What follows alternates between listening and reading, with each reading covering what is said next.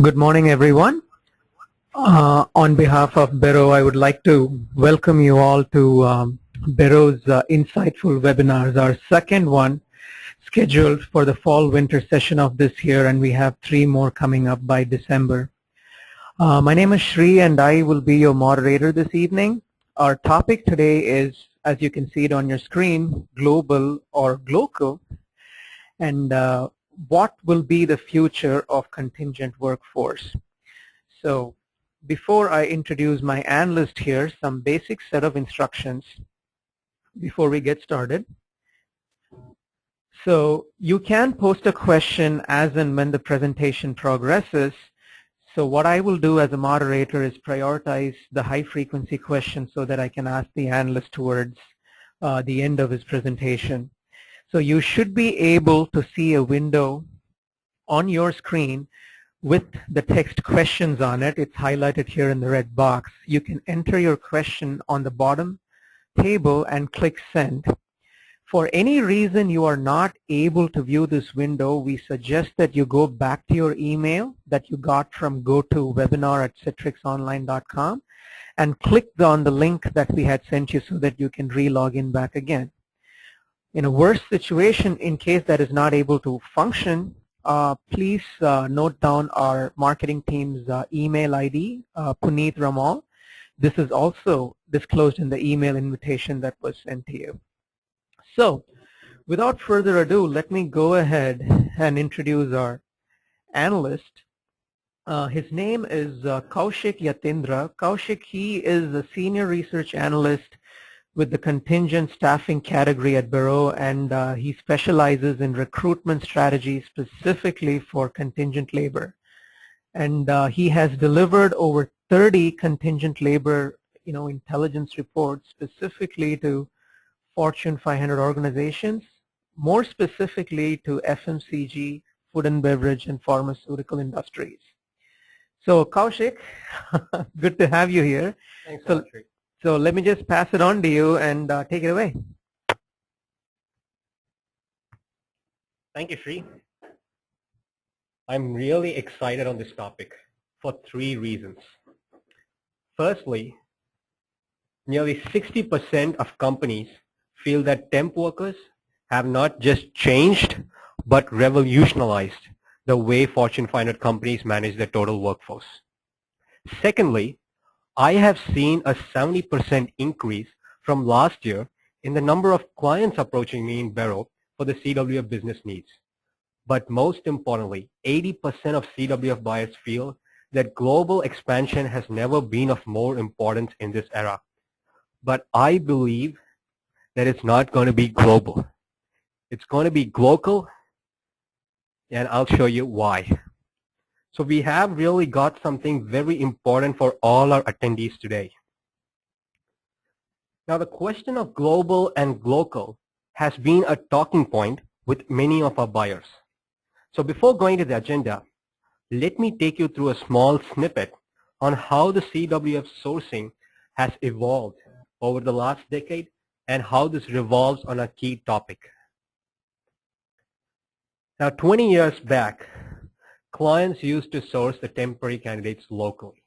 And that meant that they had a lot of suppliers across the globe. That's nearly 500 to 1,000 suppliers. So they had 2 issues. One is on the visibility on the number of suppliers, and the second is on the estimation of the spend. So in order to counter this, they changed their model. They went into a regional model, and this is when the MSP started increasing. So they had one MSP provider in each region managing their spend and reducing the supply base to nearly 200 to 500 suppliers. That's a 50% drop from what it was before. But it didn't stop there. There was another shift. And that's when companies started going global, when suppliers started consolidating across the globe. So that resulted in one global supplier managing their entire supply chain, and that resulted in a further drop to 100 to 200 suppliers. That's an 80% drop from what was there before. Now that's a significant shift. So we have seen a leapfrog sourcing solution from what existed before. Today we are going to see where the CWF sourcing strategy is heading. And this is what it's going to be. The 100 to 200 suppliers are now going to be managed by a global MSP player who has local presence in each market, either through his own networks or through their supply chain or through his preferred supplier list. And we call that Glocal. So let me just clarify on what's global and what's Glocal. So Glocal is nothing but an extension of global, where your supply chain does not change, but the contract and the vendor performance management changes with respect to key KPIs and SLAs. So earlier there was a single contract, but now there are multiple subcontracts in the Glocal model with KPIs and SLAs varying in each country. Kaushik, if I may interrupt you here, this is news to me when you say KPIs and SLAs are varying, because, and I'm sure that our clients or our audience here would have the same question, because that is news to me. So before we go further, can you justify why you meant they're varying, please? Sure. So just take an example. One of the SLAs that's a very important topic is the desk occupancy. And that's a very important factor in the US to ensure that the services offered by the suppliers are not resourced on site, and they have to be agreed and supported 24 hours a day and 7 days a week. However, this changes both in the EMEA region and the APAC region, where contingency planning is needed to actually ensure the service is maintained during high periods of workload. And it's actually not only that. The targets can vary depending on the direct sourcing solutions suppliers have. So this whole shift to Glocal has actually not been caused due to the need to know the intricate details in each local market, even when you're going global. Okay. Kaushik, I think, you've obviously worked on over 30 intelligent reports for specific industries in terms of contingent labor. Obviously at Beroe, analysts get to choose what topic they want to present on, and you chose this one. I think it would also be appropriate if you mentioned why you chose this topic as your first topic, right? Yeah, definitely. One of the main reasons that resulted in choosing this topic is that there was a trend, which I would be explaining further. But what we saw was that companies who went global were using suppliers for the business intelligence and using advisory companies for market intelligence. And that's when companies started going global, because the BI and the MI has to be provided to the clients in order for them to make a decision. And procurement individuals in each teams are responsible for that. So this is today, so we are seeing a very important sourcing strategy change, and I'll be taking you through this entire webinar on that. Well, thank you. Please go ahead. So now to do this, I'm going to take you over through the agenda. So the first touch point that we have will be what the current situation is and where is it heading. The second touch point will be as to why is it heading. The third touch point will be on the next steps. So we'll be having 3 touch points throughout this entire webinar. So let's go through the first touch point as to what the current situation is and where is it heading. So CWF spend has skyrocketed. And we know that because in the last 2 years, the spend has increased by nearly 30%. And there have been a couple of reasons for this. One of the main reasons that I've seen throughout my tenure in the CWF industry is that the cost savings that have been attained has been a driving factor. And 20 to 35% is a big number. But it's not just that.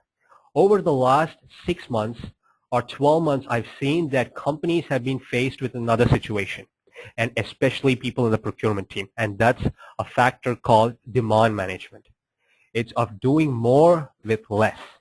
And having temp workers to replace a section of permanent workforce By doing this, companies have been able to manage their demand over a duration of 2 to 3 years. And as a result, we have seen CWF spend falling in the top 3 in direct spends among 30% of the Fortune 500 companies. Now that's a big change. So let's see where the sourcing strategy now is heading. Now we just talked about how global is now going to be replaced by Glocal. Now let's see why.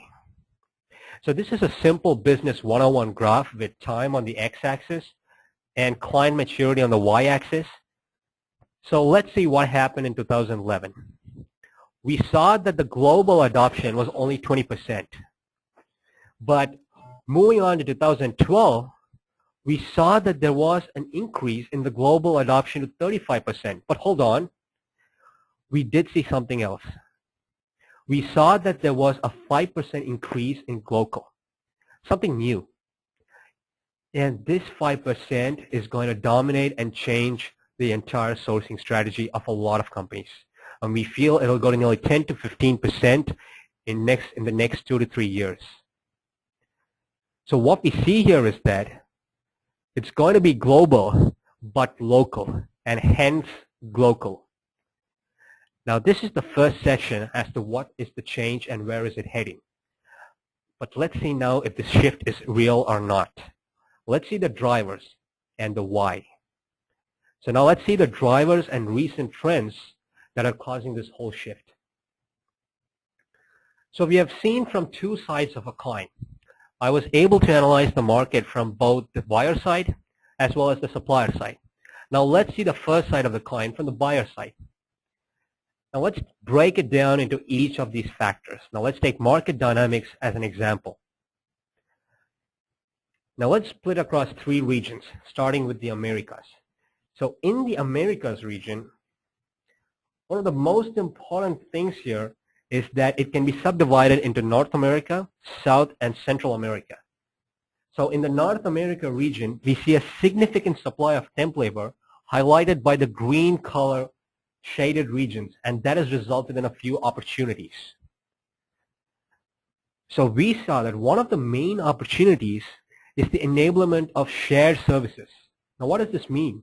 It means that companies can actually have a joint MSP strategy, which is mainly possible due to the enablement of common legislations. The other opportunity is having regional control. And that is when a global program is possible because of the common language and similarity of culture in the US market. But hold on. With every opportunity, there always are a set of challenges. One of the main challenges in the market is with regard to the misclassification dynamics. And what this means is that it's resulted in clients facing undeniable penalties for classifying their temp workers as IC and SOW. And we all know that there is still not a concrete definition for temp, IC, and SOW, but to make sure that you get a solid definition, it's very important for clients to understand the local market. The other is with regard to the supplier margins. And the reason why I'm saying this is that despite the US being a mature market, most of the Americas has a lot of suppliers. They have nearly 10,000 suppliers, and that results in companies with a dilemma on the quality or the cost because of the high supplier margins. Now, there's another challenge, and that's the healthcare reform. But though the Obama government has still not had a solid plan, it's very important for companies to find out the benefit plans in each state that have to be provided for the temp workers.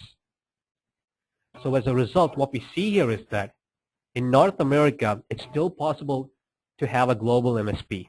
But in South and Central America, we see that the challenges are plenty. And thus, for a client to go global, they have to go local first. Now let's move on to the next region, which is the EMEA. Now in the EMEA region, we see that there are countries such as Russia and few other countries in the African market that has considerable supply of temp labor. However, the regulation factor has a huge impact on the sourcing of temp workers in the EMEA region. But there are opportunities. And the two main opportunities in the market are firstly the regional drive adoption. Now, because of the similar parity requirements, the regional market familiarity is a lot more, and this has resulted in companies to drive regional strategy throughout the EU region. Now, the other opportunity is because of the maturity and regional capability of suppliers, particularly in the Northern Europe.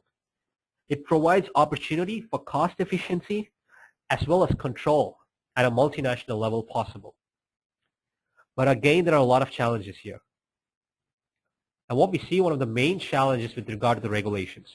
There are regulations for each country, and that makes it tough for suppliers to source temporary workers in each region. Say, for example, Germany's regulations are far more different when compared to France, and that just varies when it compares to Italy. So it's important for clients to work with suppliers to not only have the capability to source candidates, but it's very important to work with suppliers who have a license to source candidates in each of these markets. Now, the other one is on the technology consistency. Though we see that the VMS adoption is increasing, we see that to establish a common VMS that takes into account of all the factors while going global is still not on global terms, and thus it's very essential to go global. The other factor is on the language and cultural dynamics. Now, what happens here is that the language variance and cultural dynamics further add to the complexity, because each region, not only you have to source temp workers, but you have to source temp workers who can increase the productivity in each country. So what we see here is that the country regulations and the dynamics have contributed a lot for clients to understand the local markets. And that's why it's not possible for clients to just go on a global model, but they got to try to go global. Now, finally, on the APAC market. Now, in the APAC market, we know that it contributes to nearly 24% of the total CWF market revenue, with countries such as Japan, India, China hugely contributing to its growth. However, due to the country level variance, we actually see an interesting trend in these regions. And one of the trends is that the possibility of having hybrid models. Now, what do I mean by hybrid models? By a hybrid model, what I mean is that it's not possible to have a one solution fits all regions, but it's a one size fits one. So while in India you might have a master vendor model to source your industrial job roles, it's very important to understand as to what are the regulations and the talent availability in the Japan and China in order to have a different sourcing model. Like, for example, a vendor neutral model. And that results in clients working with a set of suppliers in one country and a set of niche suppliers in another country. But there are challenges. One of the main challenges is under legal regulations. The problem of working with Japan and China is that it's not possible for a supplier to source candidates without a license, similarly in the EMEA region. And thus clients have to understand who are the suppliers who actually have a physical presence in the market to deliver those candidates with good KPIs met. The other is in the drop in supplier funded MSP model. The reason why this happens is that because the supplier margins are squeezed, it's very important for clients to understand that they have to share a burden, a part of the MSP implementation. And this is totally different when you see the US and the EMEA region, where the MSP model is usually funded by the suppliers. So there is a change. Now the next one is on the technology inconsistency. And this is because it's just not accounted for during the different processes when a VMS is implemented. So clients need to implement a common VMS, and that becomes a lot more tougher when you have to take into regulatory factors and the market dynamics in each APAC region. So what we see here is that apart from all these factors, the level of quality is a very important factor that's contributing to this Glocal model. But more than that, it's understanding the local dynamics and understanding the suppliers who are performing and not performing in the APAC region that makes it altogether a lot more tougher. And that's why it again links back to the Glocal model. Kaushik, real quick here. You did mention in one of the slides, few slides before that, Glocal contingent workforce is expected to grow 10 to 15% in the next 2 to 3 years. Now, region-wise, Asia, Europe, or the Americas, the challenges are, pretty extreme. And despite that, this one's growing 10 to 15% over the next few years. Otherwise, say, if these challenges weren't this big, we could expect that, it would be way higher than 15%. Oh yes, it can be. And that's just an estimation that I've given at this point over the next 2 to 3 years. But the point is, as companies start maturing in the procurement curve, that's when companies start going global. But what we're saying here is that before going global, you have to go glocal. Got it. That's good. Thanks. Go ahead. So now that we've done with the market dynamics, we have to see the next factor, and that's the industry regulations. So this is a simple business 101 graph that's actually just extended with the developed versus emerging MSP market on the x-axis and the regulation flexibility on the y-axis. Now let's not get blinded by seeing all these countries. Let me take you through each of these segments one by one. So starting with the topmost left corner, what we see here is that all these countries do have a lot more flexible regulations. But what we also see here is that the market maturity is not great. By market maturity, I say that the supply availability is not being able to meet the demand. And that's the reason why flexible labor laws are required, but suppliers need to provide dedicated programs in each country. And that's what clients also need to be aware of. Now moving on to the next quadrant, what we see here is that it's a complex one. And it's not the best country to have sourcing of temp workers, but it's possible to source workers if you have some innovative models. And we have seen suppliers actually bring out new models in order to source these candidates, which I'll be explaining as we go down the slides. Now moving on to the next quadrant, some of these countries do have high maturity on their MSP front, but the regulations vary in each country. For example, in Japan, it might have a double dispatch law that prevents temporary workers to be considered as permanent workers in the next 6 months. But in Germany, the whole regulations changes. And similarly in France, they have different regulations affecting and protecting their temporary workers.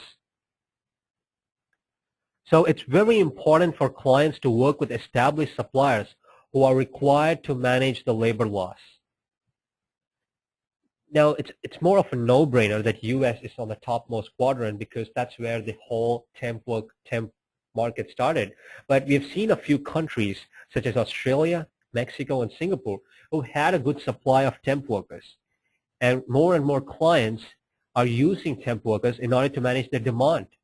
But as mentioned, because of the high supplier fragmentation, clients do have an ease in MSP, but they have to leverage it on price. It's very essential. So in conclusion, what we see here is that country-level variances have never been more significant when clients are looking to go global. And that's why, again, they have to look to go global. Now, we've seen the market dynamics and the industry regulations. Let me just touch upon each of the other factors briefly in the best interest of time. So considering parity regulations, so we've seen that the regulations vary in each country. Like in some countries, such as Australia, the benefits might not be present, but in other countries, they might just have pay parity. And in a few more countries, they might have both full pay as well as benefit parity. So it's very important for clients to understand the parity regulations in each country in order to go global. The other factor is on the compliance. And compliance is a very important factor. The IC misclassification dynamics in the U.S. has never been of more importance in this decade than any other decade. And that's why clients, when going global, need to work with suppliers who can provide local models. Well, globalization is one topic that we can probably have a separate webinar on. And it's something that the clients would want to know at any given time on the talent availability and supply in each country. So probably, Sri, we can have a separate webinar on that. But now that we've seen the significant factors from the buyer side, let me go to the other side of the coin and talk on the supplier front. Now, are global suppliers going local? Now, we have seen a few shifts on the RPO front, and we believe it will just trickle down to the contingent workforce front and already happening among a few companies. Now, let's see what's happened. We saw Prince Type and Ochre House recently merge earlier this year. And what happened was that a lot of clients, not only in the U.S., but they were able to expand their RPO management across the EMEA region also. But an interesting development happened when Ochre House had launched a new Center of Excellence team. And because of that, they were able to provide their clients with the local statistics in each country. Now, that's why clients who were able to expand their contingent workforce across the globe were able to work local. So we have seen a 15 to 20% increase in M&As among RPO and CWF companies since 2011, and we believe that it's just going to trickle down to all the CWF companies in the future. Now, the other big surprise here is on the Ericsson and Talent2 deal. Now, we all know that Ericsson used to outsource a few of its services to Talent2, but recently, the consolidation of Talent2 had helped in companies satisfying buyers across the globe in not only contingent workforce, but also payroll services. And just for an example, Ericsson actually issued an RFI to 25 vendors, and then out of that, the managed payroll services provided by Talent2 was not just for Southeast Asia, but included all the countries in the Oceania region. And that included a total of 12 countries, and all this resulted because of setting up of shared service centers that enabled such benefits. So we have seen exam category bundling has also been met with supplier consolidation. Now there's another thing. We saw Randstad SourceRight actually launch an integrated assessment program, and also Manpower, who launched a multi-channel delivery model. Now, how is this connected to Glocal? Now, both these companies can now act sometimes as neutral MSP suppliers. And what they do to few clients is they provide statistics on the markets and also on the regulatory flexibilities in each market whom clients can take advantage of. So suppliers have been able to increase their delivery capabilities. So we see global suppliers are actually going global either through their M&As or by expanding their service offerings or increasing delivery capabilities.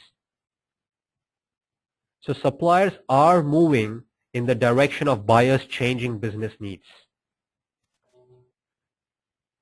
So have we seen any example? I believe we have. We have seen a few companies actually adopting such models over the last couple of years. And one of them, and some of them in fact, have been the Fortune 500 technology and banking companies, which spends nearly in excess of $100 million in the contingent workforce. So we see this whole number heading just in one direction, and that's up.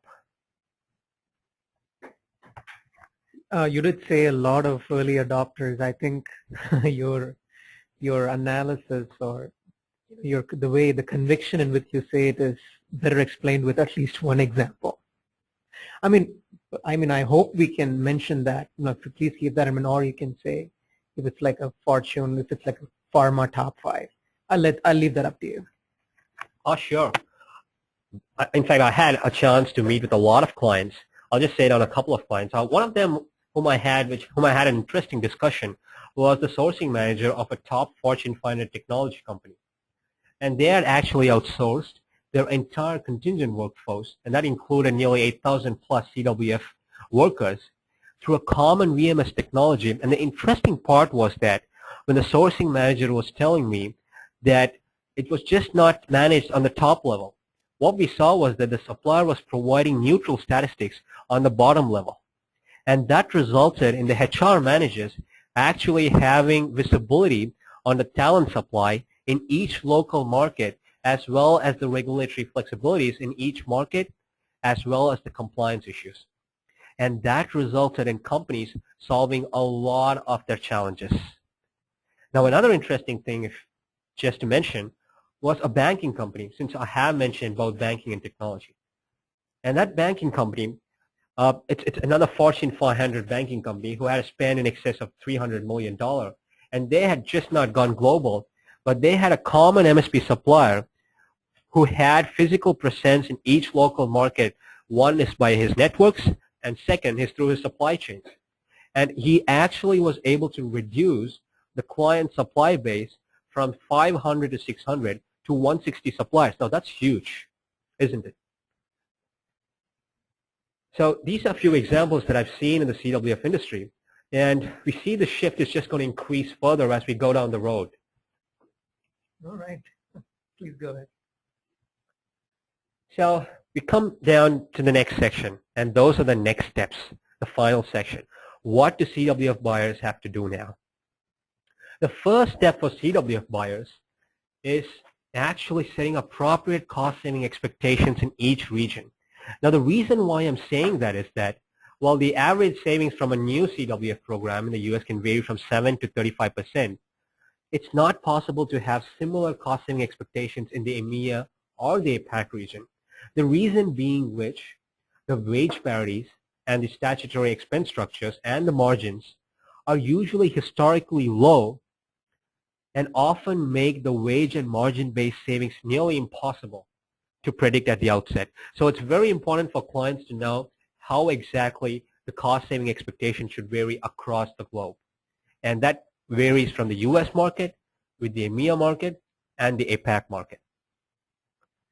The next step is to understand your production cycles. Now, what do I mean by production cycles? This might be a significant factor for a few companies. And manufacturing company, for example, they have the distinction of reacting ahead of permanent economic changes.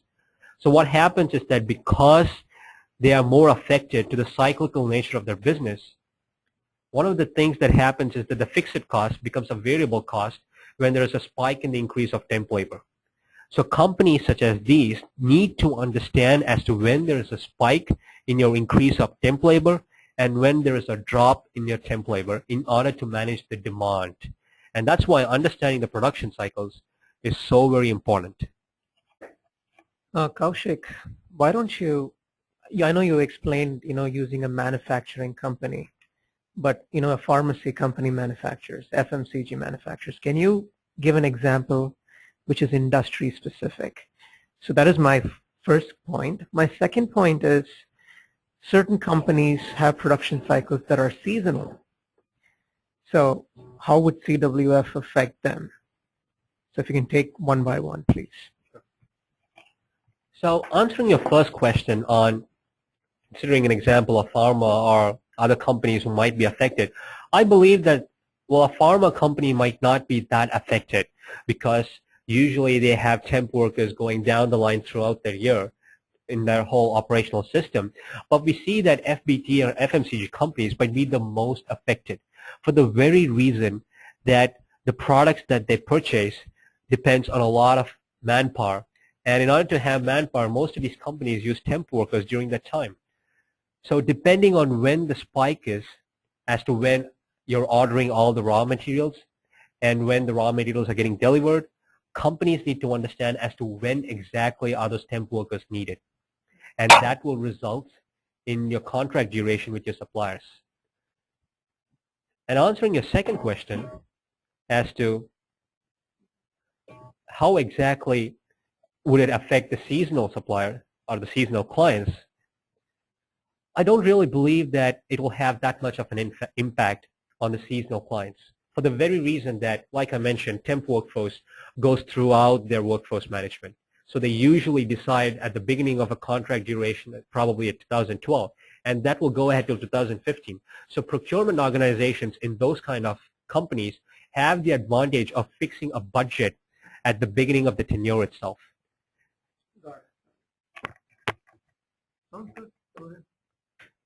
But the most important thing is, well, this is a no-brainer, but the HR and procurement team have to synergize. They just need to work together. The reason being is that while the procurement teams do the buying, the HR teams go ahead and execute. So it's very important for the buying as well as the execution to work in tandem. And we do see a lot of companies where there is just not a lot of communication between the HR and procurement team. So companies who want to reduce the supply chain by consolidating and going towards a regional or a global or a local model have to make sure that they just don't have one global strategy, but it trickles down to each local levels. And that's why this is a very important factor. Kaushik, you said no-brainer, and obviously it makes sense. HR and procurement need to work together. But you also said this is the most important, recommendation that you're giving to our audience here. But you also said, if I'm rephrasing it correctly, like organizations underestimate this cooperation. Why do you think that is there in the first place? Is it because they have different objectives? It's not with the different objectives. It's more or less with the structure. So since the HR were the individuals responsible for the execution from the beginning, it's only after a session that the procurement teams have been brought into the companies. And it's more like a new person coming in and dictating terms. It's not going to really work. And that's why it's important for procurement individuals to get the buy-in from the HR teams before moving to such a strategy. Interesting. All right. So CWF buyers now need to look both internally on all the internal expectations that they have to meet, as well as the external dynamics that they have to know in order to scale up globally. So this is a famous Wayne Gretzky quote that I really like. He says, "I skate to where the puck is going to be, not where it has been." So global is where the puck is, but Glocal is where the puck is going to be. Now the question is, are you going to be there? So global CWF program buyers think global, but act local. And all the regional local CWF buyers need a radical shift. Thank you. Well, thank you, Kaushik. I like the part where a hockey player could make a recommendation to CWF supplier base. See, we have some questions coming in. Remember in one of your slides you said, Shri, I think we need to have a separate webinar on globalization. I think even more appropriate, like from the high frequency questions I'm getting here, is on parity. I think we could have a separate session on parity. So if I can combine, if I see a common theme among all the three questions here is, how does the parity requirement contribute to a global model? So you did talk about, it varies by region, right? Obviously in the United States, it's probably mature, but then in the quadrant that you showed, very few companies are in the mature state. So how big of an impact is what, this parity would make, is what I'm assuming. Correct me if I'm wrong. Yeah, the parity regulations, they have a significant impact. And the reason why I say that is that there's kind of 4 sections that you can take into parity requirements. Some countries, they do not require any parity, while other countries, they require benefit parity. And a few countries just have pay parity, and you see that a lot of countries actually have full pay and benefit parity. Now, just to give an example, for countries that do not require any parity, I mean, I could just say the countries that do not have are actually Austria, Israel is one of them, and Russia is also one of them. Well, these countries do not actually require parity. Whereas countries who actually require benefit parity are the Australia, Canada, and Hong Kong. And there are a few companies, a few countries who have pay parity. And those are probably Colombia, Croatia, I believe, also has pay parity. And Hungary also has pay parity. And some countries actually have both full pay as well as benefit parity. And that's a list that goes to 20 to 30. Some of them being Argentina, South Africa is one country that actually has. So what we see throughout this is that each country has a separate flexibility on their parity regulations and their statutory expenditure. And that means that companies need to understand as to what are all these factors that have to be taken into consideration when you want to go globally. And that's why it's again very important to go global. All right. So I think this is a suggestion for our marketing group here who's going to follow up with our audience. So guys, I think when we send in these questions, like answers to these questions, please include the list of countries where Kaushik was talking about no parity versus, just benefit parity versus pay parity versus everything combined, if I'm right. All right. Kaushik, the next question I have here is, you did mention that, especially in the EMEA and the Asian markets, regulations are big challenges, right? So the question is on regulations. Like when you say, challenges are tough in the Asian market, can a shift really happen? That's the question. Okay, that's a good question. So what we see, especially in the Asian staffing markets, is that it can probably be divided into 4 categories. So one category can be where in which the market is established and the economy is slow, and Japan can fall under that. The other category can be they're still established staffing markets, and there are also fast growth economies like Hong Kong and Singapore. And there's another section where in which they are emerging staffing markets, and there are fast growth economies like China, Indonesia, and Malaysia. But the fourth category is that some countries are undeveloped, and sometimes they are largely unregulated. Well, it would be probably Pakistan. Afghanistan is one country. So what we see here is that the regulations will vary in each of these countries. So let's just take Japan as an example. And what we see in Japan is that the market is a lot more fragmented, and it's dominated by a lot of Japanese staffing agencies. So the risk of false dispatching of temp workers is a lot more when compared to any other country in the Asian market. And companies actually cannot give any direction whatsoever to the IC or the independent contractors. And just to add a little bit on the legislation front, since the client has asked, well, we actually saw the double dispatch law that's probably an obstacle to a standard MSP model. And a standard MSP model might just not work there. And the reason why I'm saying is that the temp contracts, if it's less than 31 days, it's prohibited. And also the salary level of an equal and permanent worker is to be considered when determining the salary of the temp worker.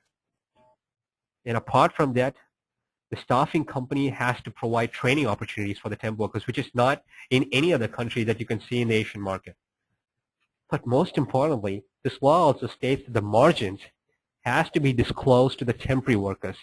And that's something that's really new, and it has a lot of impact on the staffing suppliers. So that's just the Japanese market, and you can just see so many variations. And if you see the Chinese market, for example, well, they have their own amendment to their legal regulations. So they have a labor contract law, which they announced in 2012, wherein which temp workers are supposed to enjoy payments as well as have all the welfare and benefits that are equal to permanent counterparts. And also, the dispatched workers can only be employed in positions which are temporary, auxiliary, or substituting in nature. And just to add one more regulation on the Chinese market, they also mentioned that the temporary work should last no longer than 6 months. So what this means here is that if a temp worker works for 6 months, after that, he can either be converted as a permanent worker or he has to be let go. And that's just not a regulation in any other country, or at least most of the countries I've seen. So what we see here is that the regulations have a great impact. And whereas for a Japanese market, you might have to have an MSP, a neutral MSP provider. For China, you might have to work with a lot of niche suppliers, and it's very important for a global MSP player to get the buy-in of those niche suppliers. And that's the reason why, again, companies would look to go global. Okay. So Kaushik, can I assume that yes, these are challenges and they're a pain, but it's not impossible. There is a solution. Am I right with that kind of statement? Oh yes, like I mentioned, we did see a few companies going towards a Glocal. And like I said, that's where the puck is going to be. So Okay. if companies want to do that, it's just not about going global or consolidating your supply chain. It's about companies ensuring that both their HR and procurement teams are not just on the same level, but they actually understand the dynamics that's revolving in each market. And that again comes down to the MI and BI, which I mentioned earlier. You mean market intelligence versus business intelligence? Exactly. Okay. So while research companies and advisory companies just Like ourselves, we provide market intelligence, suppliers provide the business intelligence in each market. And for companies to go global, it's important to have both. And it's going to change. It's going to change the entire workforce, the way it's going to be. Is this the statistics you were talking about? Like, what is something that we can provide that a supplier can provide? So obviously from what you're saying is that a client should work with both. Was this the statistics you were referring to locally? Oh yes, that's the same statistics that I was referring to. So it has to be a combination of both. All right. So last question, Kaushik, and the previous two questions I had was a common theme I noticed from different, from a variety of audience here. But this is one question. I'm actually going to read it out, and it's from an FMCG client, not surprisingly. And remember when you talked about production cycles? Yeah. And you said that FMCG is, they should take the forefront in understanding their cycles better. So I'm going to read the question out. What is the most important factor? So probably number one factor for an FMCG company to consider as they mature their sourcing strategy cycle? Okay, that's a tough question because considering any kind of client, I would say the two most important are setting appropriate costing expectations and making sure that the HR and procurement team are in touch points with each other. But considering that's an FMCG client, I would always say understanding the production cycles as the most important factor because it's just they're just so dependent on what happens during each year. So, I mean, during few months, you could see that the spike in temp labor can go as much as increase by 60%, and that there's a drop in temp labor during the other few months. So it's important for clients to understand their demand. And, I mean, we see that a lot of procurement individuals are attendees, so they've been kept with a very important factor, which is doing more with less from a demand management perspective. And in order to meet your demand, it's very essential to understand how much you need. So the production cycles will be the most important factor that FBD and FMCG companies will need to be in concern of. Okay. Any other companies? All right. All right. Excuse me. Sorry about that. Okay. Kaushik, actually, I have one more question coming in. So how is the German market in terms of temp labor funneled through suppliers or routed through consulting companies? In an indirect way of managing flexible labor.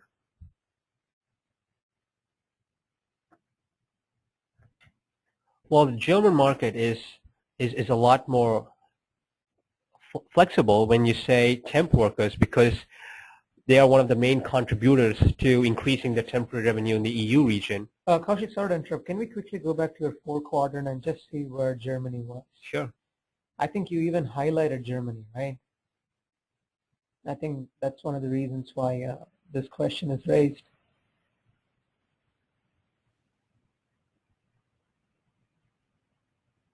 Okay. So just going back to the regulations. So like I said, the market is a lot more mature, but there are regulations that fluctuate and prevent a lot of temp workers to actually be sourced effectively from suppliers.